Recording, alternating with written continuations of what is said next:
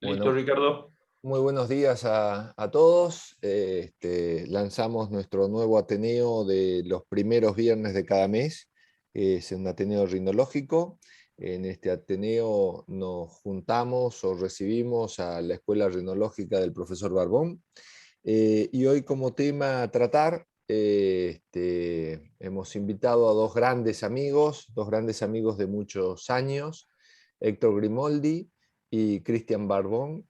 Ellos dos van a abordar tanto desde el punto de vista de diagnóstico funcional como de terapéutica quirúrgica lo que son las alteraciones valvulares.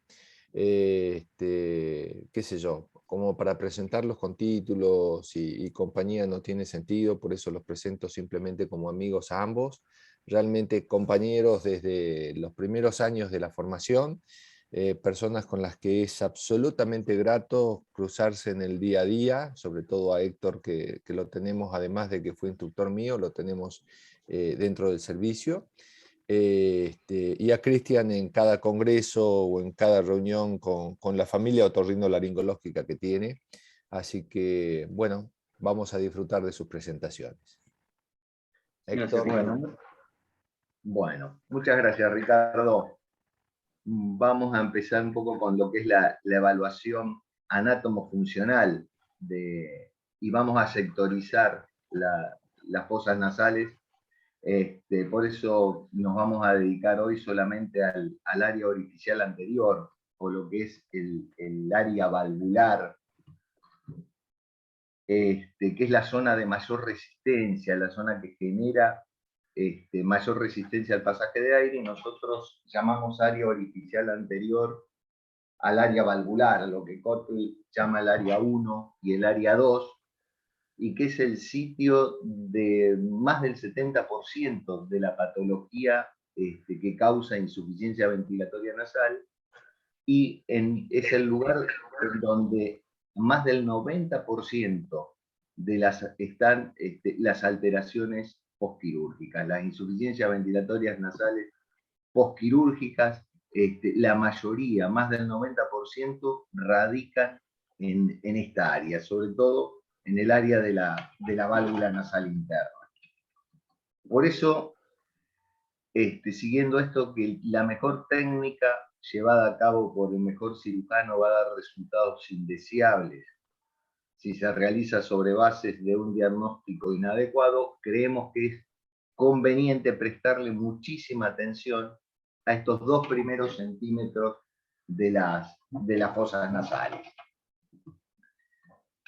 Haciendo un breve repaso anatómico, la válvula nasal externa, formada por el cartílago lateral inferior, la columela y el piso de la fosa nasal, es una válvula dinámica regulada por el músculo dilatador del ala, inervado por el facial. Y la válvula nasal interna, anatómicamente formada por el cartílago cuadrangular, el cartílago lateral superior, la cabeza del cornete inferior y el piso de la fosa nasal. Es una zona que tiene una superficie de aproximadamente 50 milímetros cuadrados, y se dice que cuando esta superficie está por debajo de los 40 milímetros cuadrados aparecen los síntomas de insuficiencia ventilatoria nasal, tiene un ángulo de 10 a 15 grados y genera el 50% de la resistencia nasal inspiratoria total. Entonces, para evaluar estas dos zonas, tenemos una evaluación estática y una evaluación dinámica. Y nosotros creemos que estas tienen que ir de la mano.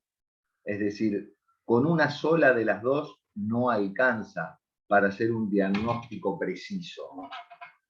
La evaluación estática consta de la inspección, la rinoscopía interior, la endoscopía, el diagnóstico por imágenes y la rinometría acústica en los lugares que se usan. Nosotros no usamos la rinometría acústica, y la evaluación dinámica o funcional sí la hacemos a través de la rinodébitomanometría anterior activa. Entonces, en la inspección es importantísimo, en primer grado, tener en cuenta lo que es el ángulo de la válvula nasal. El ángulo nasolabial. Esto es lo que nos va a determinar hacia dónde se va a dirigir la corriente aérea dentro de la nariz. Un ángulo recto, que es lo que se ve generalmente en las personas caucásicas, nos lleva a la corriente aérea hacia el meato medio, que es la corriente aérea principal. Cuando este ángulo nasolabial se hace más agudo, la corriente va hacia arriba, hacia el techo. Por eso a veces hay pacientes que con los años empiezan a tener problemas de insuficiencia ventilatoria nasal, y que son aquellos que tienen desviaciones altas del tabique, que dicen, pero si yo lo tuve toda la vida esto. Bueno, pero lo que ocurre es que con los años hay los músculos de la punta nasal empiezan a ser reemplazados por tejido fibroso y hay una pérdida de tensión, hay una distensión entre el cartílago lateral superior y el cartílago lateral inferior, y hace que se nos caiga un poco la punta nasal. Entonces la corriente aérea se dirige hacia el techo y ahí empieza el paciente a tener problemas en cuanto a la ventilación, así como los ángulos muy obtusos que llevan la corriente al piso de la fosa nasal. Uno debe tener también en cuenta en la infección los cartílagos alares, el tipo de piel, el grosor de la columela, mirar la nariz antes de colocar el espéculo de Killian, porque nosotros tenemos la costumbre de interrogar al paciente y inmediatamente le ponemos el espéculo y nos perdemos toda la información que nos da la zona valvular externa y en la entrada a la zona valvular interna. Entonces, esto es importante, ver si hay una cicatrización concéntrica, ver si hay sinequia, el tamaño de las narinas, si estas son simétricas o no. Todo esto tiene que ver en la evaluación de la insuficiencia ventilatoria valvular. Y realizar lo que es la maniobra de Kotel o la maniobra de Kotel modificado o de Bachmann, que es traccionar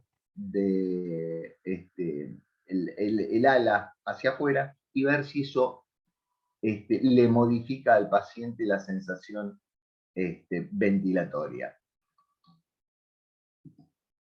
Después sí, después pasar a la endoscopía, ver si la válvula está cerrada o la válvula está abierta, y si está cerrada, qué es lo que está produciendo que esa válvula se cierre. La presencia de patología, crestas septales, hipertrofia de la cabeza de corneta inferior. La cabeza del corneta inferior es el límite posterior de la válvula nasal interna. Y posteriormente el diagnóstico por imágenes. El diagnóstico por imágenes en esta zona de la nariz no es imprescindible. Es necesario, sí. ¿Se debe pedir una tomografía? Sí. ¿Nos va a aportar mucho? No, porque lo tenemos todo a la vista en estos dos primeros centímetros. Pero lo que sí vemos que la zona valvular la vamos a encontrar o en los dos cortes más inferiores de los axiales o en los dos más anteriores de los coronales. Acá vemos la válvula nasal externa, los cartílagos laterales, los cartílagos superiores, toda esta es la zona valvular externa. Y yéndonos más hacia atrás o hacia arriba, va a aparecer la zona valvular interna. La zona valvular interna aparece inmediatamente por delante y por debajo de los huesos propios, en esta zona. Y ahí vamos a ver cómo se pierde, cómo disminuye la luz que nos genera esta desviación del tabique. A veces tenemos desviaciones más posteriores que que no nos generan el aumento de la resistencia nasal que genera este tipo de patología. Entonces, ¿la tomografía es necesaria? Sí. ¿Es imprescindible? No. Entonces, ¿qué es lo que tenemos que ir a buscar en esta región? Los desvíos septales, las causas septales, los desvíos septales altos, los engrosamientos del cartílago septal, las deflexiones del cartílago, alteraciones causadas por deformidades del cartílago lateral superior, como es la flacidez o la debilidad, el retorno prominente del cartílago lateral superior, la ausencia total o parcial del cartílago lateral superior, la desinserción del cartílago lateral superior y el septum. Esto se ve bastante posterior a rinoplastias, donde muchas veces el cartílago lateral superior queda por debajo del límite del cuadrangular, y eso genera alteración de la válvula y eso genera insuficiencia ventilatoria nasal.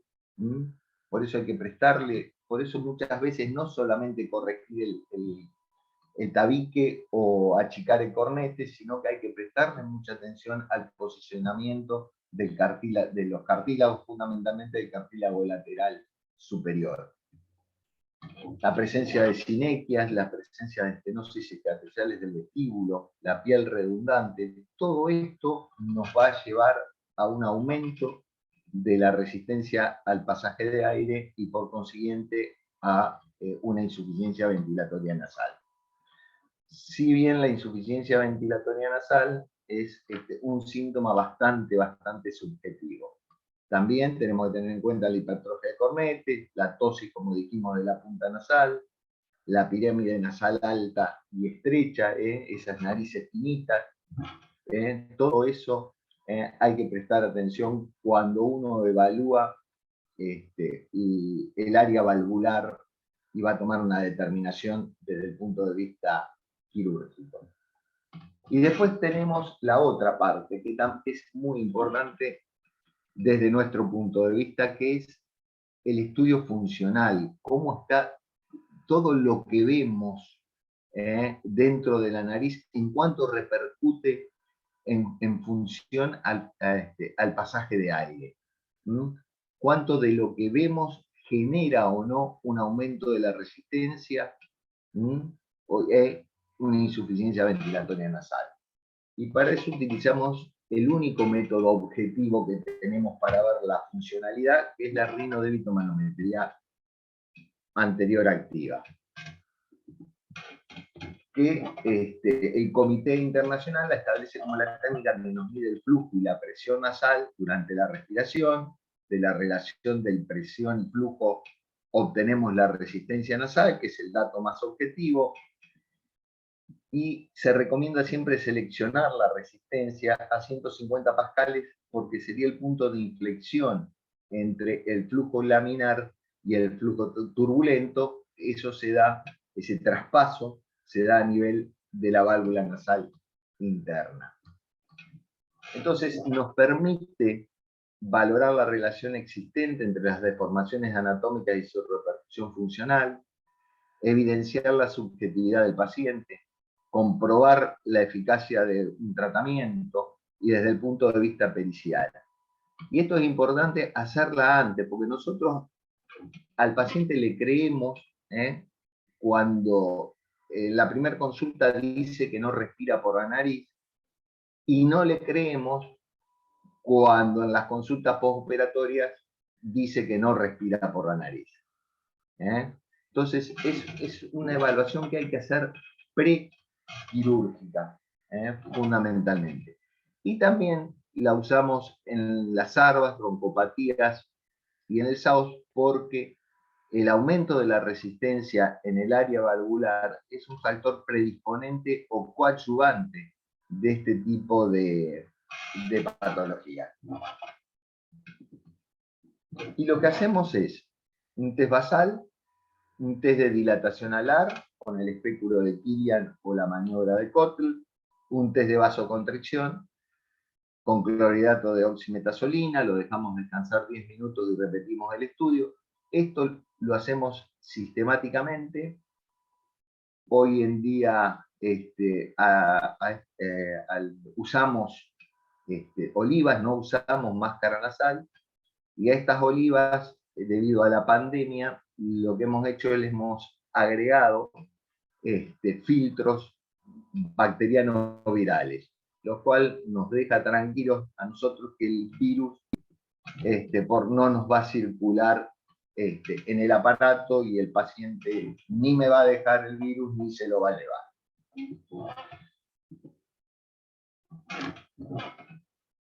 Hacemos de rutina, como habíamos dicho, el test de dilatación alar, porque es el que nos va a permitir hacer un topodiagnóstico en esta patología.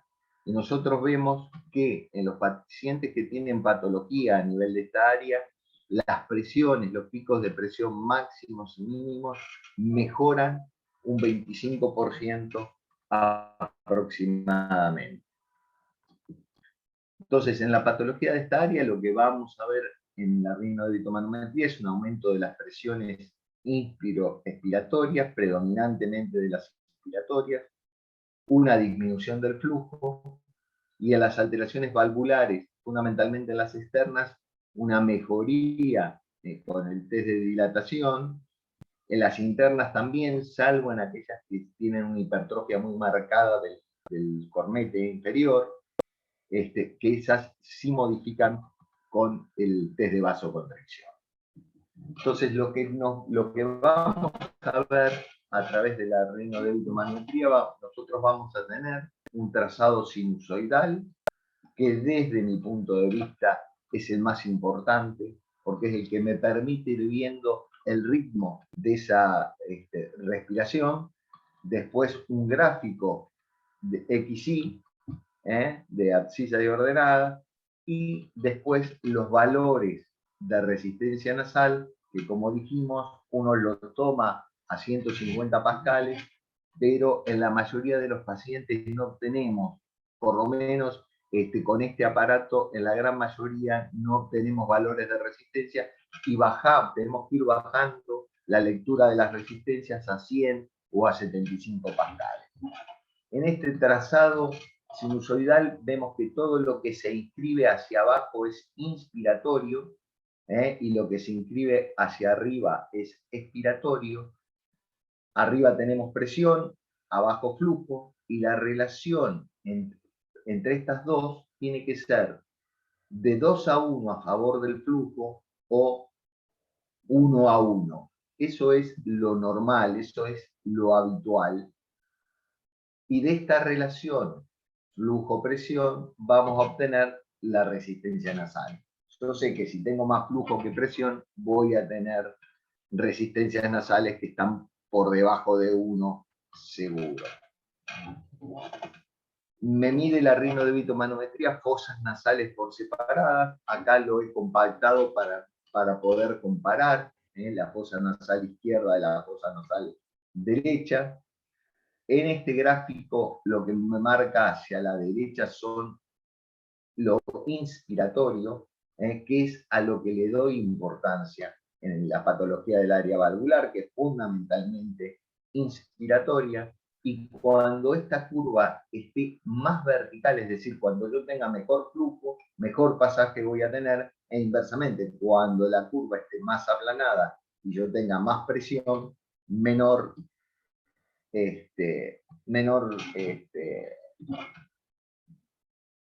resistencia voy a tener. Entonces, acá vemos una fosa nasal que tiene flujo superior a las presiones, por lo tanto voy a tener una resistencia normal, y del lado derecho yo veo que tengo mayor presión que flujo, es decir, que en esta fosa nasal es donde estaría el problema. Le hago el test de dilatación alar, donde yo veo desde el punto de vista ya, podríamos decir macroscópico, que tengo una disminución de estas curvas de presión.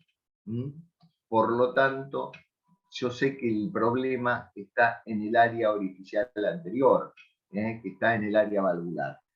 Y cuando le coloco la vasoconstricción, espero 10 minutos y vuelvo a tomar, en este caso veo que las presiones en la fosa nasal derecha siguen por arriba del flujo y esto me permite a mí decir que estoy ante un problema de tipo mecánico en el área orificial anterior.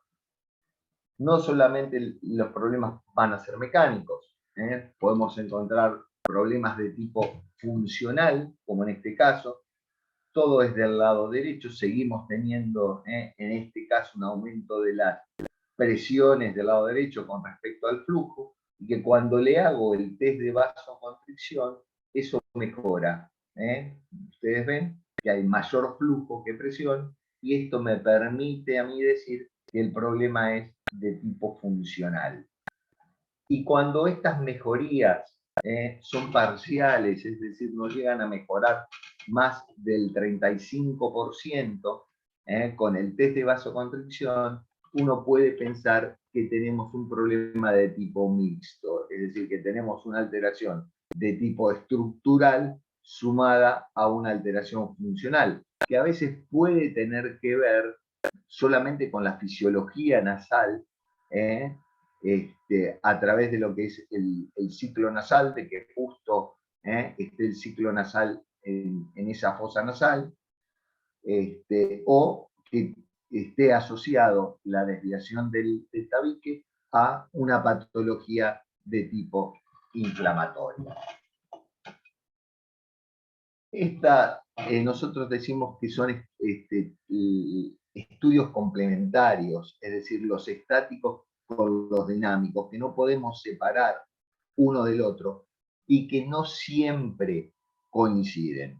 El grado de correlación entre los estudios dinámicos y los estudios estáticos en la bibliografía rondan alrededor del 70%, que son los mismos resultados que hemos obtenido nosotros en un estudio que hemos hecho hace ya bastantes años, pero que andaba en alrededor del 70%, y siempre teniendo en cuenta que el 15% de los pacientes que consultan por insuficiencia ventilatoria nasal tienen valores de resistencia nasal dentro de límites normales. Y para ir terminando, hay algunos casitos. Este es un caso de una insuficiencia ventilatoria nasal postraumática, donde lo que se ve sí es una desviación, tenemos acá los huesos propios por debajo de los huesos propios, una desviación septal que me bloquea la válvula nasal interna, acá también, y que coincide con un aumento de la resistencia nasal en la rinoderitomanometría de tipo mecánico. En estos pacientes uno sabe que no le va a errar. Estos van a andar bien siempre. No así otros casos cuando uno toma malas decisiones, sobre todo con las desviaciones más posteriores. En este caso también, nosotros si vemos esta, nos llama más la atención la desviación septal hacia el lado derecho que la desviación anterior hacia el lado izquierdo. Pero si ustedes ven acá en el área valvular interna, del lado izquierdo está totalmente colapsado, es hacia donde vemos el aumento estructural de la fosa nasal. Estos son los casos en los que coinciden, como dijimos, 70% de los casos. En este caso también, nosotros al examen vemos esta área valvular que tiene una entrada disminuida con respecto a la contralateral, y si uno ve la tomografía, lo que ve es la desviación del tabique hacia la derecha, un cornete medio bulloso izquierdo, la hipertrofia del cornete, pero lo que nos está alterando la resistencia nasal es esta disminución del área valvular. Entonces, eso no quiere decir que uno tenga que corregir esto y no corregir todo lo otro. Pero saber que lo que le está trayendo mayor problema es esta alteración a nivel del área valvular. Acá tenemos otro tipo de problema. donde vemos estos espolones. Los espolones septales, sobre todo los medios, vemos que no producen grandes aumentos de la resistencia nasal. Lo que vemos que producen son enlentecimiento en cuanto a la fase expiratoria. Es decir, son pacientes que por ahí tienen menos frecuencia respiratoria, con prolongaciones de la fase expiratoria, como también vemos en la cabeza, patología de la cabeza del cornete medio, del cuerpo, del cornete inferior, pero no nos aumenta la resistencia nasal, y sí es un factor predisponente de otro tipo de patologías, como son las rinosinusopatías por alteraciones estructurales. Y en este caso, la rinomanometría, lo que me decía, lo que me marcaba, es la resistencia que generaba la hipertrofia del cornete inferior contralateral. Por eso mejoraba con el test de vasoconstricción. Y por último, paciente con insuficiencia ventilatoria nasal, con un desvío al examen septal a izquierda, con un choque turbino septal, donde tomográficamente no vemos esa alteración, sí una alteración más alta y más posterior. Vemos acá los huesos propios y dijimos que la área valvular está por debajo y por delante, acá está a la misma altura, y la rinomanometría nos habla de valores dentro de los límites normales. Por eso nosotros decimos que la sintomatología que presenta el paciente la tenemos que corroborar con el examen físico y con la rinodébitomanometría. Es decir, nadie se debe operar porque tiene una tomografía con un tabique desviado, ni nadie se debe dejar de operar porque tenga una rinodébitomanometría normal. Es decir, uno tiene que hacer el análisis completo. Y con esto he terminado. Muchas gracias. No sé si hay alguna preguntita. Héctor, muchísimas gracias por la presentación. En la parte anterior, bárbaro, lo que vemos es que ahora Cristian va a avanzar en eso seguramente, que la parte columelar sobre todo ha dejado de tratarse tanto por las nuevas técnicas operatorias o por el nuevo equipamiento de las técnicas, ¿no? Y vemos mucho paciente con consultas posoperatorias diferidas, que se siguen quejando de la insuficiencia ventilatoria, y uno ve esos cambios valvulares ahí como bien marcaba recién. Héctor, una pregunta fuera de lo que es valvular anterior. Qué buenas fotos, Cristian. Exclusivo. ¿Seguís haciendo en el examen funcional en el paciente con apneas de sueño la evaluación en decúbito? No, no. ¿Te cansaste? No. No, ¿sabes lo que pasa? Es que el paciente que tiene un aumento de la resistencia nasal sentado, Ya la la tiene empeora acostado. cuando lo apuesto. Bien. ¿Y el que tiene normal Y el que tiene sentado? normal, yo no sé cuánto tiempo lo tengo que dejar acostado para ver si esa congestión genera un aumento de la resistencia nasal. Es decir, yo tendría que tener un lugar donde y ir midiéndole a los 20, a los 10 minutos, a los 20, a los 30. Entonces, lo he dejado de hacer. No lo he seguido haciendo porque lo acuesto 10 minutos y le tomo, y a veces es difícil determinar si aumenta o no en ese tiempo la congestión. Por eso Perfecto. la he dejado de hacer. Muchísimas gracias. Bueno, Cristian, Sí, un placer bueno, escucharte, bueno, gracias. tenerte acá con nosotros. Bueno, agradecerte, Ricardo, por la invitación, un placer participar. Acá compartido fotos de 2 jornadas que hemos realizado del grupo rinológico del Dr. Barbón. Ojalá que pronto podamos volver a la presencialidad y repetir estas jornadas que son muy importantes porque uno comparte conocimiento como lo hacemos ahora. Agradecer también a Nazareno Riolfi por su inagotable colaboración para las presentaciones y participación en cirugía. Y bueno, lo que voy a hablar hoy es lo que es insuficiencia valvular, que es un tema lindo porque voy a hablar más de lo que es la pared lateral. Me sucedía a mí que a veces me enfocaba mucho en lo que es la cirugía de la septumplastía, la cirugía de los cornetes, y uno vio que a veces los resultados no eran suficientes, y eso se debía a que a uno no hacía una buena valoración de lo que es la pared lateral, y es un tema muy importante para poder dar un buen resultado ante un cuadro de insuficiencia ventilatoria. Bien, sabemos que la insuficiencia ventilatoria es una dificultad del pasaje del aire a través de las fosas nasales y el incompleto acondicionamiento para que haya una buena hematosis a nivel pulmonar, y esto se debe a la combinación de múltiples causas, que vamos a poder ver que son factores a veces anatómicos y otras veces fisiológicos, como puede ser la actividad mucociliar, el funcionamiento de los receptores de flujo aéreo y el grado de inflamación de la mucosa. No es una sola la causa a veces de la insuficiencia. La obstrucción está presente en un tercio de los pacientes y, como decía recién, es resultado de la asociación de factores anatómicos y fisiológicos.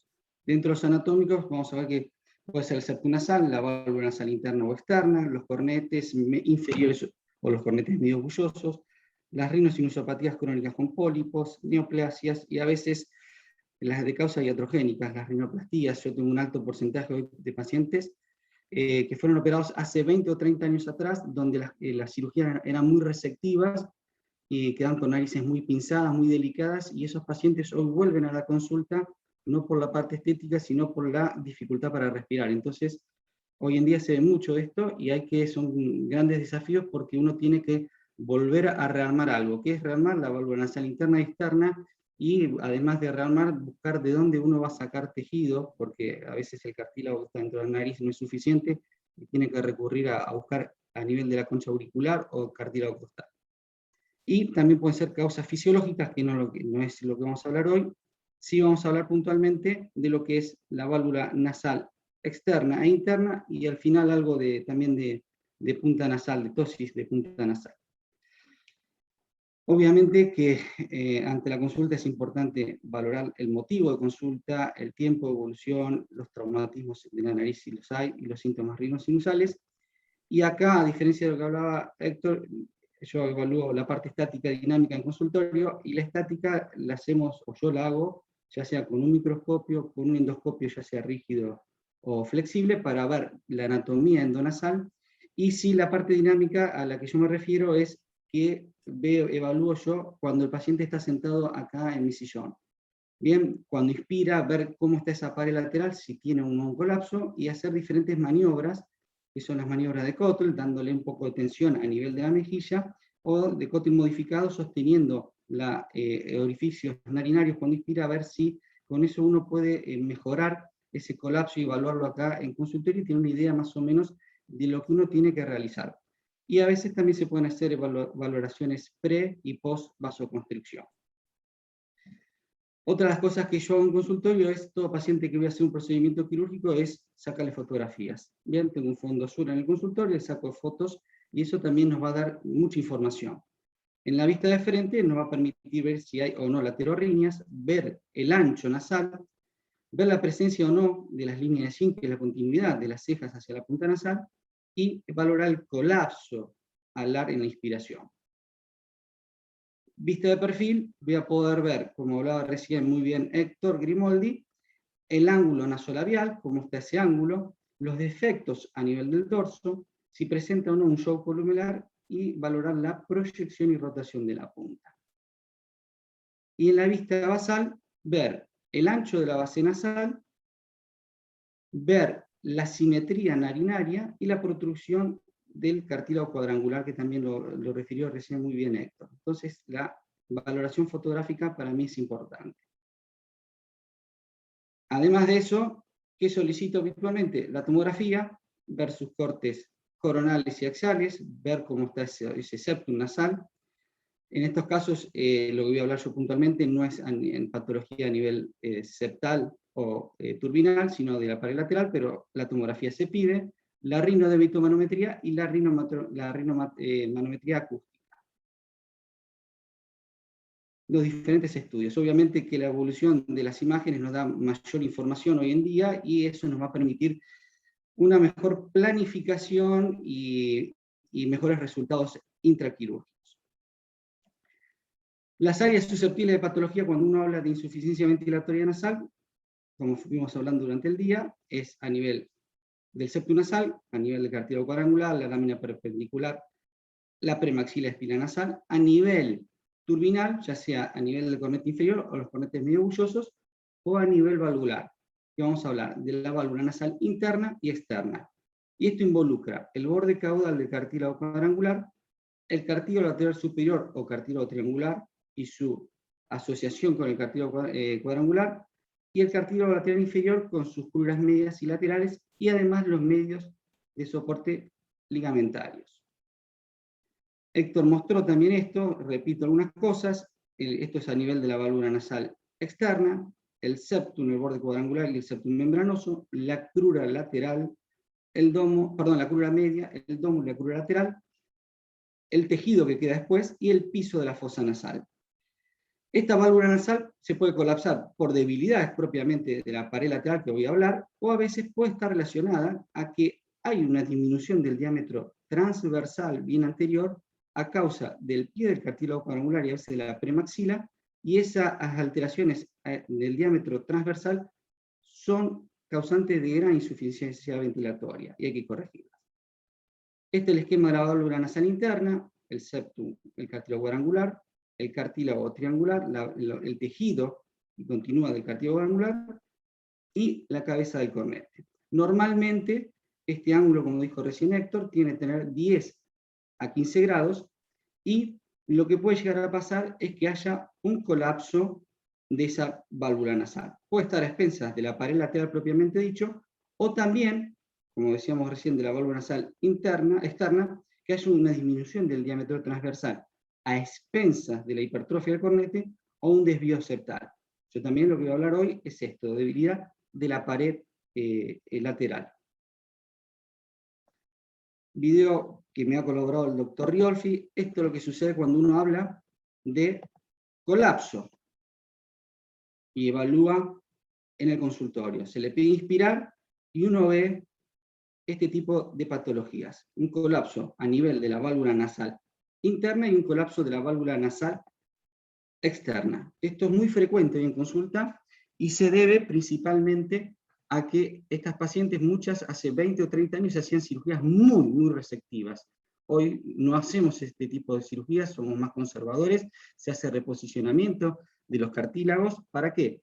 Para darle soporte. La nariz tiene un esqueleto óseo y un esqueleto cartilaginoso. El tercio superior es óseo, el tercio medio inferior es cartilaginoso. Tanto el esqueleto óseo como cartilaginoso tienen que dar soporte a la piel y al tejido. Pero cuando uno es muy receptivo, y uno inspira y se le pide una inspiración forzada, la presión negativa endonasal genera que esas paredes tiendan a medializarse, entonces el paciente no respira. ¿Bien? Y dice, más de uno, me hago así para dormir, con la mano, le da tensión a la mejilla para poder dormir. A nivel de la válvula nasal interna, yo habitualmente hago dos opciones. Tengo una, lo que se llama un injerto expansor o spray de Graf, o los injertos en ala de mariposa. La válvula nasal interna, hablando pura y exclusivamente de ella, es el segmento más importante para regular el flujo de aire inspirado. Bien, y como decíamos recién, va a estar formado por el cartílago triangular superior, el cuadrangular y la cabeza del cornete. El flujo aéreo que atraviesa la válvula nasal interna puede estar limitado cuando el ángulo formado por el cartílago lateral superior triangular y el septum es menor a 10 o a 15 grados. Y como decía, tengo dos opciones. Hacer un injerto que va a ir acá por dentro, se llama spray de Graf, o poner un injerto en alas de mariposa para poder reconstituir esa válvula nasal que no está funcionando en forma correcta. Posibles causas: desvíos septales, angostamientos del dorso nasal, traumatismos con alteraciones del cartílago, alteraciones articulares con el cartílago lateral superior y las laterorrhinias. El primer tratamiento que uno tiene es el injerto de spray de Graf. Bien, este es un corte donde uno ve el septum nasal. Muy interesante lo que está hablando. Me hubiese gustado escucharla con más atención. ¿Perdón?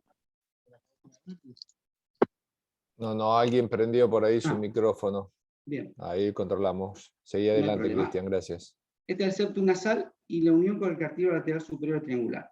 Normalmente, como decíamos, esto tiene que tener 10 a 15 grados. Hay técnicas quirúrgicas en rinoplastia que uno reseca para darle más, angostar un poco el dorso, y se reseca esta parte del cartílago, y eso hace que cuando uno inspira, ese cartílago tiende a volcarse dentro de la nariz. A veces son técnicas mínimamente resectivas, pero generan ese colapso. Al colocar un injerto expansor Sprader Graft, como se ve en el dibujo o esquema de la derecha, lo que uno quiere hacer es que ese cartílago que se está volcando dentro de la nariz tenga un soporte, se coloca como un alero.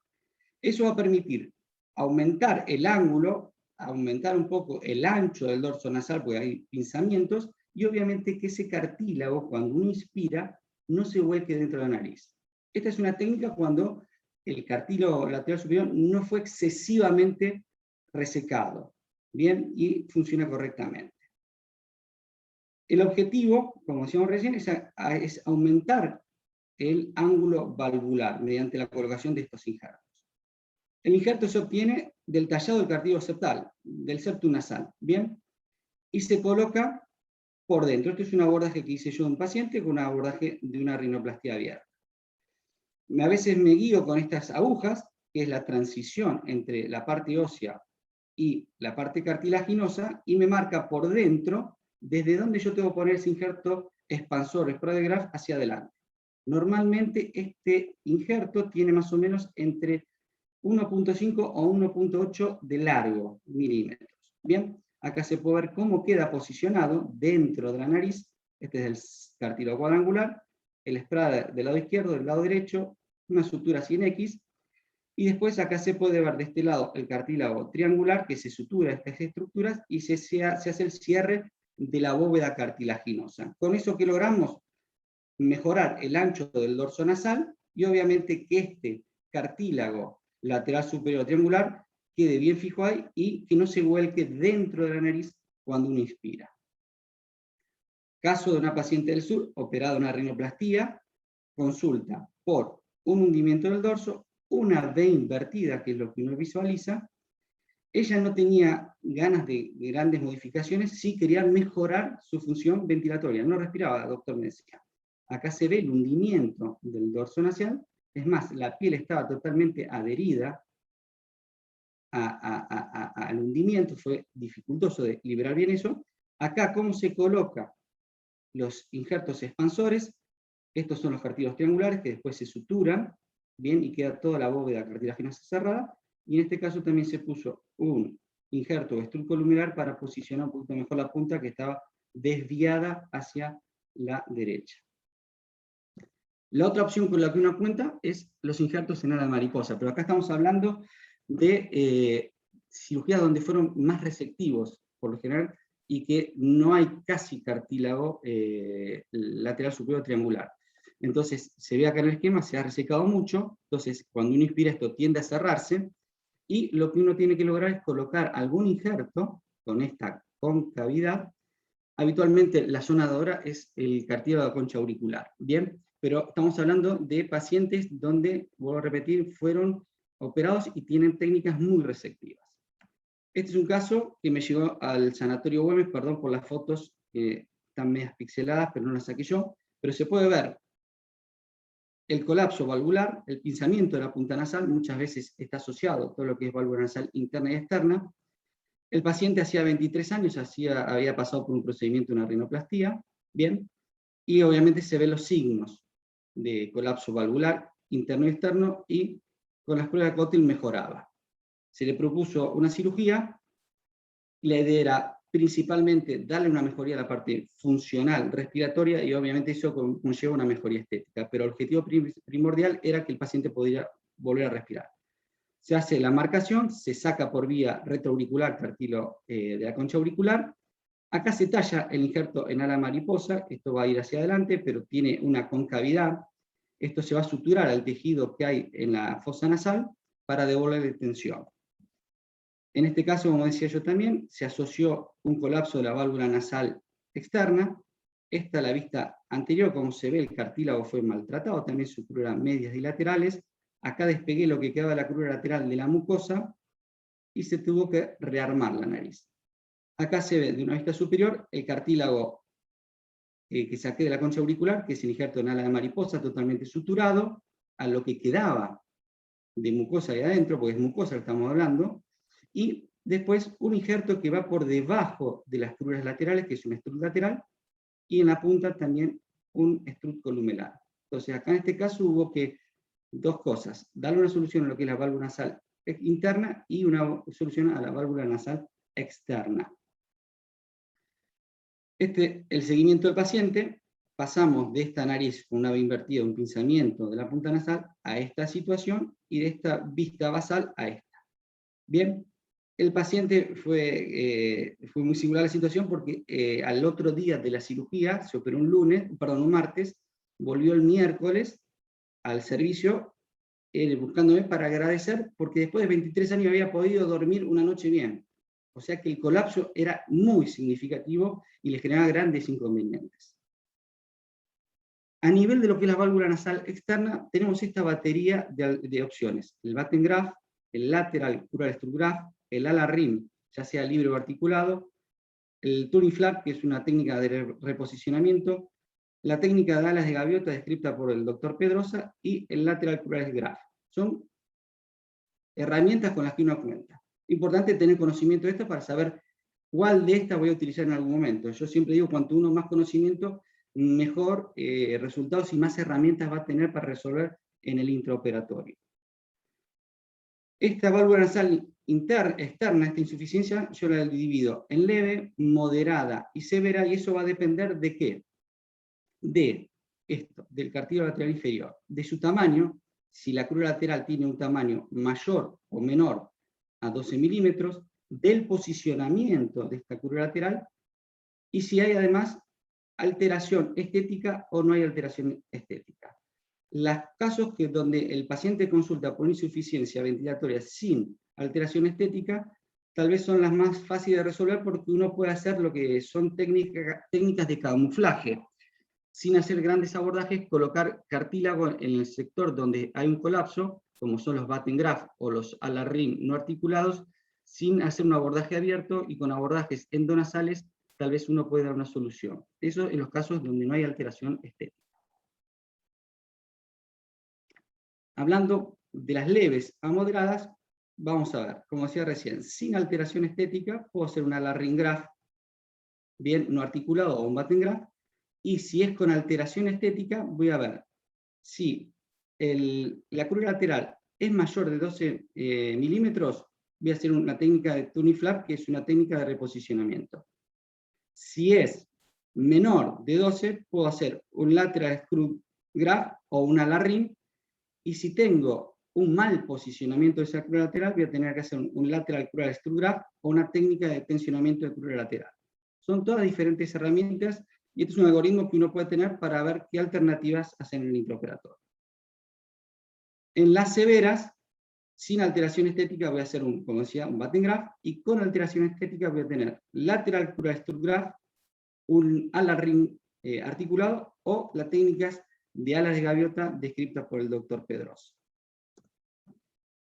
Esta paciente consulta por una insuficiencia ventilatoria, tenía una paciente de 43 años, no quería hacer ningún cambio estético, ella estaba satisfecha con su nariz, pero quería respirar. Se ve un pinzamiento a nivel de lo que es la válvula nasal interna y un colapso de lo que es la válvula nasal externa. Se hizo un abordaje cerrado de cartílago septal, se saca cartílago para tallar lo que son los injertos de ala rim y los injertos de Sprague Graft. Y por un abordaje cerrado se hizo un injerto expansor a nivel de la válvula nasal interna y los injertos a nivel de la válvula nasal externa. Acá se está colocando los injertos por dentro para posicionarlos al lado del septum nasal y hacer un injerto que se llama expansor o de Sprague Graft por vía cerrada, y acá se colocó a nivel por fuera, posicionamos donde iba a poner el ala rim, y acá se hace un bolsillo y se talla un bolsillo por todo el reborde narinario y se coloca el injerto. Esta es la secuencia de la sutura para poner esto dentro de la nariz, es un punto diferido, se hace toda la marcación de dónde van a ir los cartílagos dentro de la nariz a nivel del septum, y se pasa a la sutura. Se pasa primero por el spray de Graf, todo esto por fuera de la nariz, se pasa por el septum, se pasa por otro spray de Graf que está por fuera, se vuelve por el spray de Graf, se pasa por el septum y ahí se coloca este cartílago dentro de la nariz.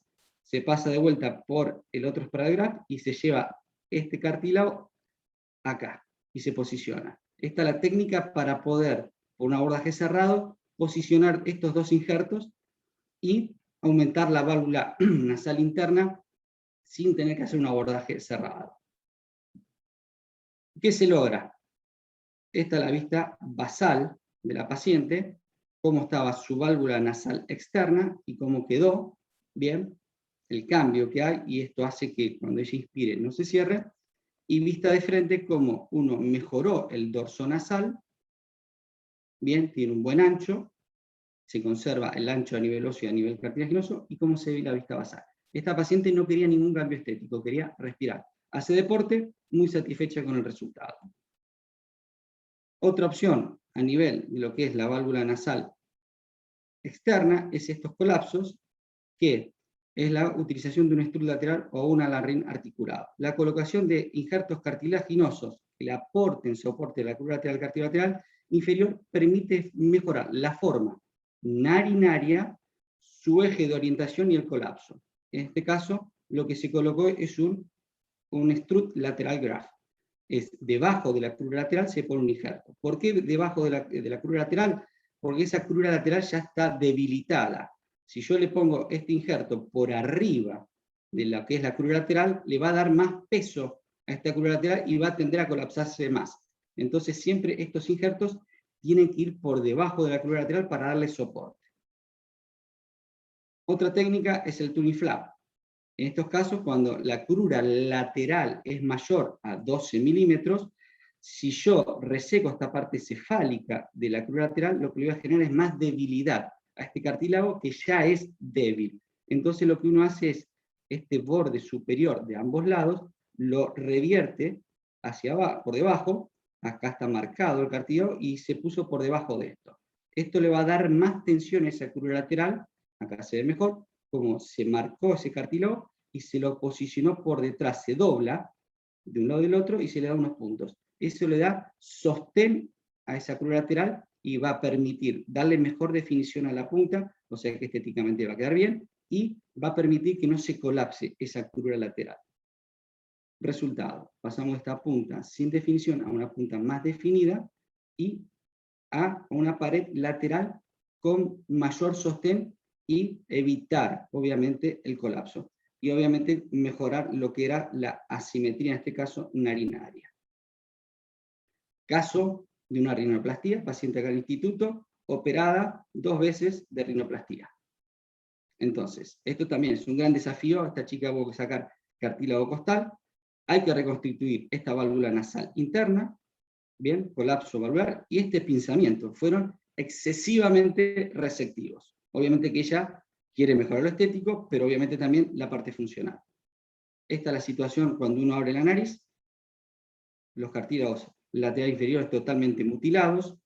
Hubo que hacer un montón de cosas. En este caso, primero poner un stud o una extensión septal, que acá se va el injerto de extensión septal, un stud lateral, bien, graft, un ala rim articulado, un injerto, se llama cap graft, con un tejido por arriba, pero hubo que rearmar todo lo que es la válvula nasal externa. Entonces, repito, un strut lateral graft, ala rim articulado y un cap graft. Y lo que uno logra es pasar de este dorso colapsado con un pinzamiento a este dorso un poquito mejor definido, mejorar este ángulo nasolabial, mejora del ángulo labial, definir la punta que estaba en esta situación, mejorar la punta del supratip, y de vista basal, de este colapso valvular a esta situación. Bien, está en seguimiento esta paciente, pero por ahora viene bien, satisfecha con el resultado, y obviamente funcionalmente bien. Otro caso del Sanatorio Güemes, excesivamente resectiva la técnica, colapso valvular, interno-externo, hubo que rearmar todo, y se puso un injerto en la punta, un stroke columelar, un injerto, un lateral stroke graft, para darle mejoría a estas cruras laterales totalmente resecadas, y obviamente la función acá era devolverle funcionalidad, pero va obviamente de la mano con la mejoría estética. En este caso además se puso un injerto que se llama delicia turca, que es para darle un aumento al dorso nasal, y pasamos de esta situación de había un colapso o pinzamiento valvular interno, colapso o pinzamiento de válvula nasal externa, a esta situación, y de esta situación basal a esta. Obviamente, el objetivo 1 era darle funcionalidad y obviamente mejoría estética. Y por último, como habló Héctor, también nombrar algo que es la punta nasal, bien, porque él habló muy bien en su charla de cuando uno no valora este ángulo nasolabial y hay una ptosis de esta punta, obviamente que la dirección o corriente del aire va a cambiar.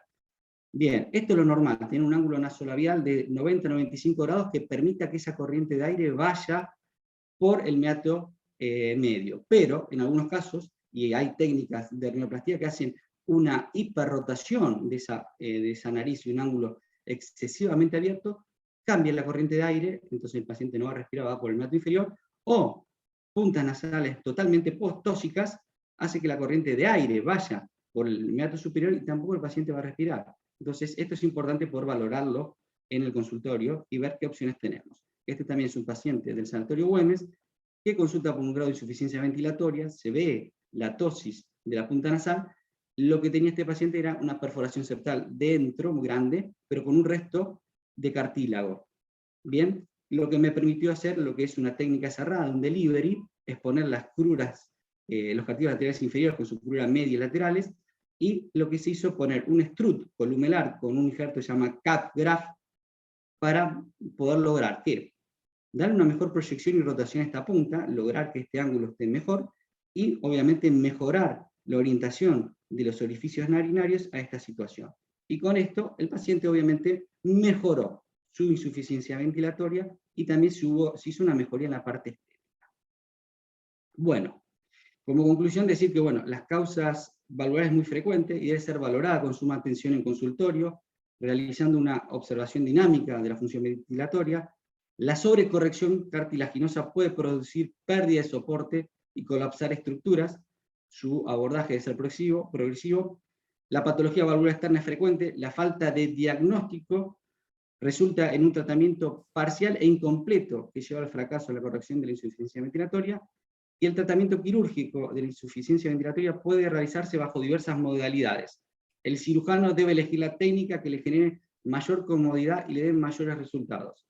Yo siempre digo a los residentes que están con nosotros que uno tiene que tener un conocimiento de todas estas técnicas, no quiere decir que las use, porque cuando uno está en la cirugía y abre la nariz, no se sabe con lo que se va a encontrar. Entonces, tener conocimiento permite a veces modificar la técnica quirúrgica o el plan quirúrgico que tenía uno en mente. Bueno, con esto nada más, espero que no verlos aturdidos con tanta información, es difícil en 20, 30 minutos dar un montón de cosas, pero bueno, espero que les haya servido la charla.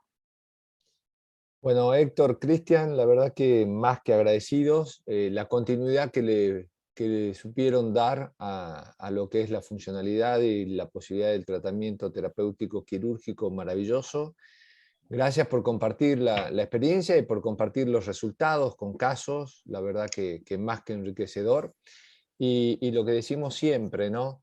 La nariz, que es lo que queda oculto, lo que queda abajo de la piel, lo que no podemos llegar a ver y que muchas veces la consideramos muy noble, cómo tiene cada día mayor profesionalización. Y vemos cómo interactuamos con lo que es patología de sueño, con lo que es alergia, lo que es base de cráneo, y en este caso con lo que es la estética facial, cuya escuela en Latinoamérica es tan fuerte y que puede unir tanto lo estético como lo funcional. Así que además del placer personal de verlos a los dos acá en el Ateneo, en este Ateneo virtual, muchísimas gracias por la experiencia que compartieron con todos nosotros. Obviamente las puertas quedan abiertas a sugerencias y vamos a seguir molestándolos a futuro. Muy bien, un placer, Ricardo, y gracias por la invitación. Un abrazo enorme. Saludos a todos por allá por el instituto. Muy bien. Héctor, abrazo grande para vos. Bárbaro. Abrazo. Muchísimas Nos gracias por vemos. la presentación. No, al contrario. Abrazo grande. Buen fin de Chao, semana chao. para todos. Chau, chau. Buen fin Chau, de- Héctor. Adiós. Chao, hasta luego. Chao.